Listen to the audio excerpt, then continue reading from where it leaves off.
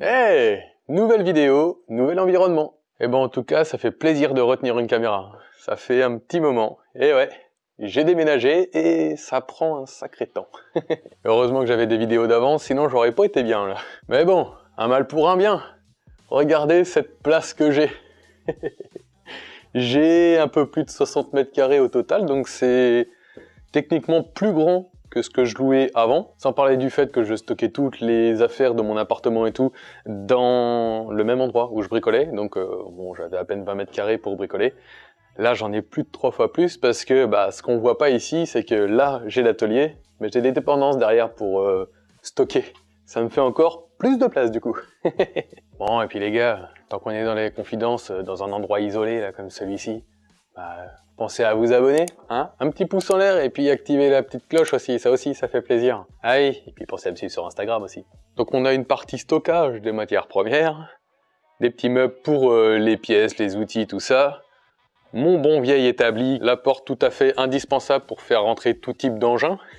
Et même le fourgon y passe malgré la hauteur pas très haute du coup. Et puis bon là c'est l'endroit qui est pas encore réellement aménagé pour une raison principale que en fait ça sera la partie un peu salon atelier on va dire, mais le canapé et la table basse qui est censée être là, ils servent dans le vrai salon pour le moment. Donc du coup on va peut-être attendre un petit peu avant d'aménager ça. J'ai un peu de temps, c'est pas le principal. Bon du coup, qui dit porte dit extérieur. Allons voir ce qui s'y passe. Et tout simplement un beau petit terrain. Il n'y a pas que ça, il y a encore tout ça. Tout ça, jusque là-bas.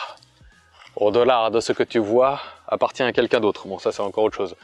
Mais j'ai la partie là jusqu'au grillage du fond, là devant l'atelier, et tout derrière la maison, y compris une petite partie derrière, mais pas très important pour le coup. Et bon, je sais pas si vous avez exactement la même définition que moi, mais bon, qui dit engin et terrain, dit circuit, non?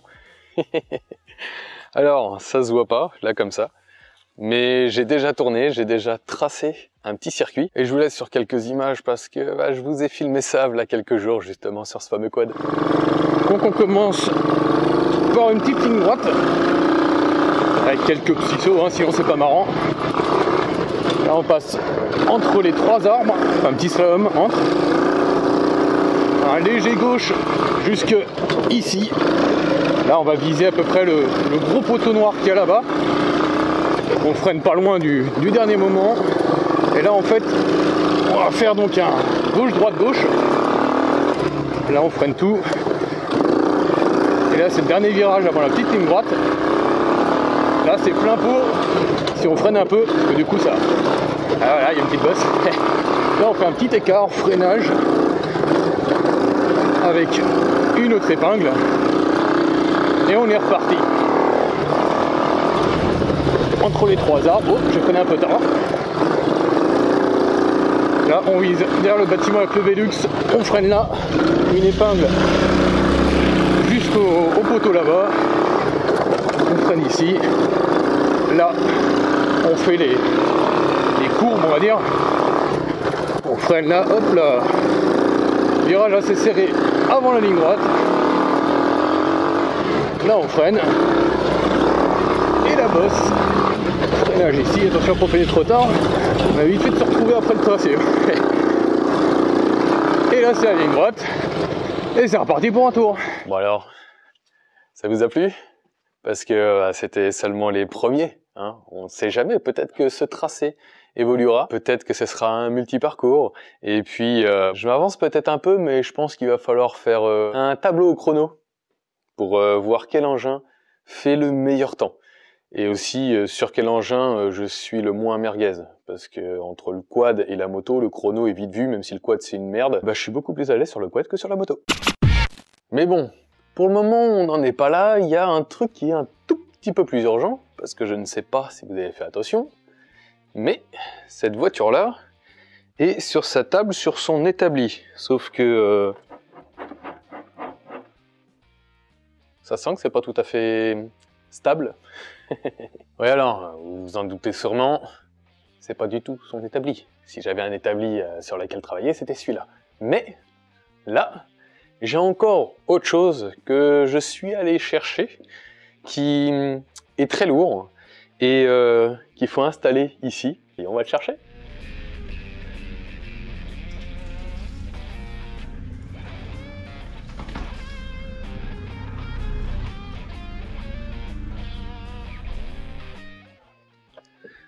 Bam, qu'est-ce que ça peut être? On va pas mettre autant de suspense aussi longtemps quand même. Eh bien voilà, c'est un carton.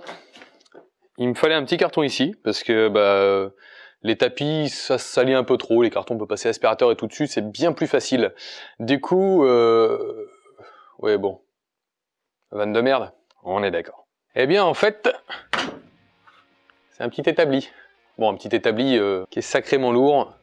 Je descends et je vous explique ce que c'est.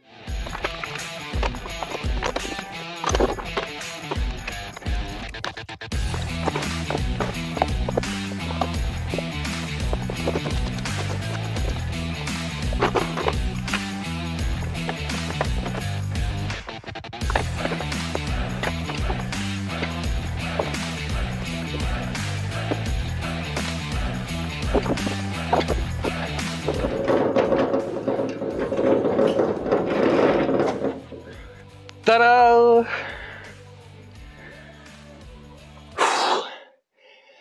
Ah putain, il est pas léger ce con. Bon allez, on va le mettre sur ses 4 pieds. Ça m'a l'air d'être plus lourd là-bas.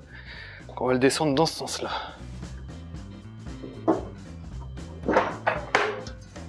Bon ça va. Là je l'ai fait tomber. Donc c'est pas trop lourd. Après, il va falloir le relever. Ça, c'est une autre histoire. Ok. Et maintenant, parce qu'il faut le soulever. Et elle est où la deuxième moitié? Ah bah oui, elle est là. J'en ai deux. Bah ça n'a pas marché. Bizarrement. Bon, et bon, on va faire autrement. Je suis sûr que ça marchera pas non plus. Ouais. Bon bah. Ah. J'ai peut-être un petit tips. Un petit carré de palette. Avec deux mains, je vais pouvoir le soulever, je pense. Voilà. Ah. Et ben quand on n'est pas trop con, et ben on est plus intelligent. Bon, je vais laver ça et on se retrouve juste après. Bah, je voulais faire juste le tiroir. Finalement, je me suis un petit peu énervé. Oh, j'ai déjà assez de mes araignées à gérer, c'est pas pour ramener celles des autres.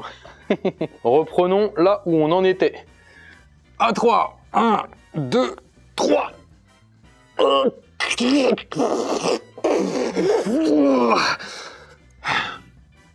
J'en fais trop? Non, faut me le dire, je m'en aperçois pas toujours. Hein. Ok, allez, on y va. Oh putain, il est quand même lourd cet enfoiré. Ah, je vais peut-être laisser trop faire à la fin.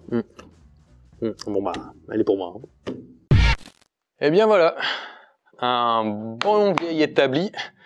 Mais en fait, si on écoute un peu, ah, il résonne. Plus que si je le faisais sur le bois. Parce qu'en fait, il est en métal. Et c'est pas pour rien que je l'ai pris. C'est parce que, eh ben, le métal, ça conduit l'électricité. Et ça va me servir du coup de table de soudure. Alors, il manque quelques roulettes quand même. Parce que le déplacer comme ça, c'est impossible. J'en rajoutais un peu parce que ça me faisait rire quand je l'ai déplacé, mais pas quand je l'ai descendu. Je veux dire, il est vraiment très lourd. Apparemment, c'est un établi qui a, je sais pas, 40-50 ans d'après l'ancien propriétaire. C'était encore à l'époque où il faisait des trucs qui étaient censés durer dans le temps. C'est pas de l'IKEA, quoi. Et du coup, eh bien, ça veut dire que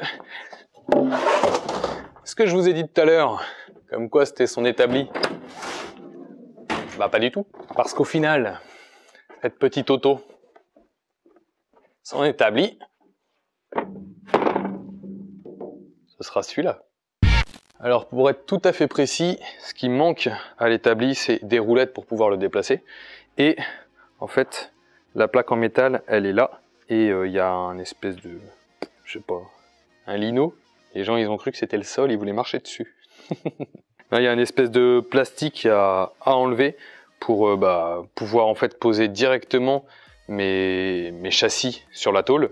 et qu'en fait quand je mets ma prise de masse du poste à souder, je peux la mettre n'importe où. J'ai juste à poser ma ferraille dessus et le courant passe, et du coup j'ai pas besoin de mettre directement la prise sur mes tubes, etc. Ça sera beaucoup plus facile. J'ai juste à les poser dessus, ils sont au contact et je peux souder sans rien toucher. Sans rien toucher et sans rien tenir aussi, ça va avec. Du coup, ça sera bien plus pratique. Sans compter du fait que tu travailles à hauteur au lieu d'être accroupi par terre, ça fait moins mal aux genoux bizarrement.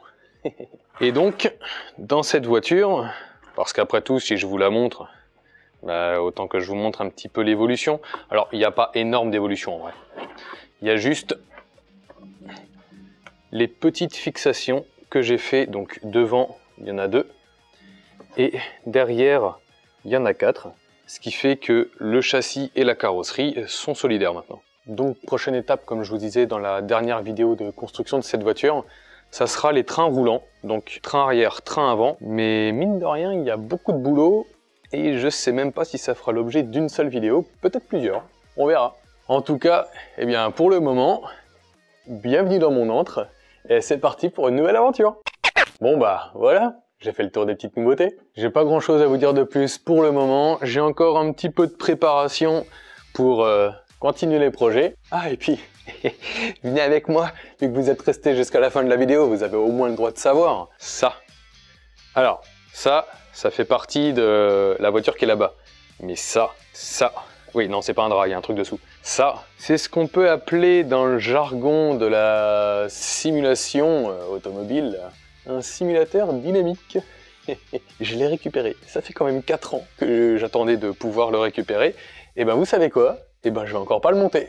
Non, parce que j'ai prévu des modifications dessus, donc il va d'abord rester dans l'atelier.